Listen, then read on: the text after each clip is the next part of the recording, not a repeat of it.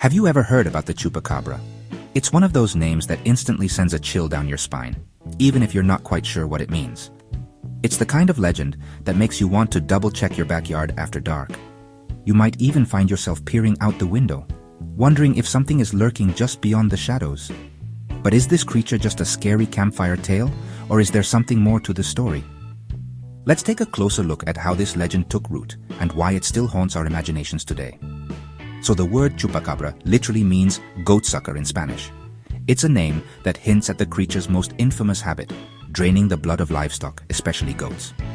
The first big reports popped up in Puerto Rico back in 1995, when farmers started finding their livestock dead, drained of blood, with strange puncture wounds on their necks. The attacks seemed to come out of nowhere, leaving entire communities on edge. Rumors spread fast. People described the creature, part reptile, part wild dog, with glowing red eyes. Some said it moved with an unnatural speed, vanishing before anyone could get a good look. It was unlike anything they'd ever seen. The fear was real, and soon everyone had a story about a friend or neighbor who'd seen something strange in the night.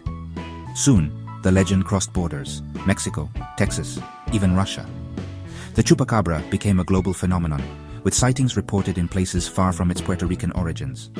Sightings kept piling up, with each story getting a little weirder. Newspapers ran wild with headlines, and the creature's description changed with every retelling. Some folks pictured a spiky-backed monster, almost alien in appearance, stalking the countryside under the cover of darkness. Others swore it looked like a mangy coyote on the prowl. The descriptions varied, but the fear was always the same.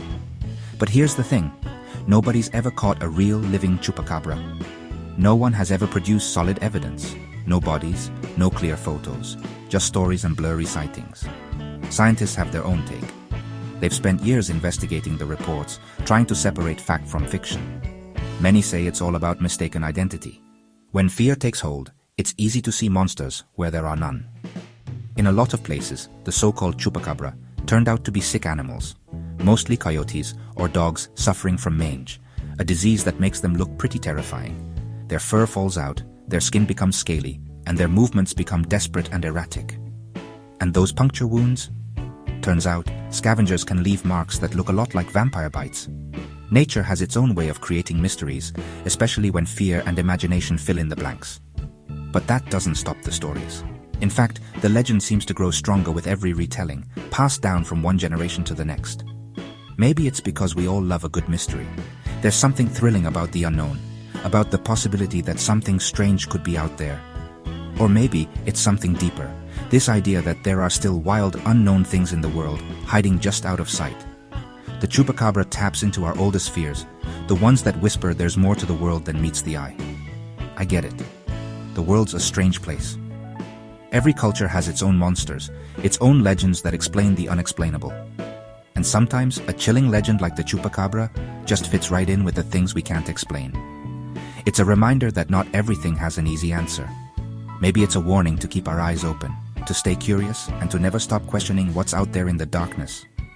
Or maybe it's just a great story that refuses to die. Legends like this have a way of sticking around, long after the facts have faded. So what do you think? Would you dare to walk alone at night in Chupacabra country? Or do you think it's all just a trick of the mind? Is the Chupacabra just a myth born from fear and wild imagination? Or is there something hiding in the shadows, waiting to be discovered? The answer might be closer than you think. Let me know in the comments, and if you're brave enough, keep an ear out for strange noises tonight. Who knows what you might hear when the world goes quiet? Thanks for watching. If you love exploring mysteries like this, don't forget to subscribe for more stories that blur the line between fact and legend.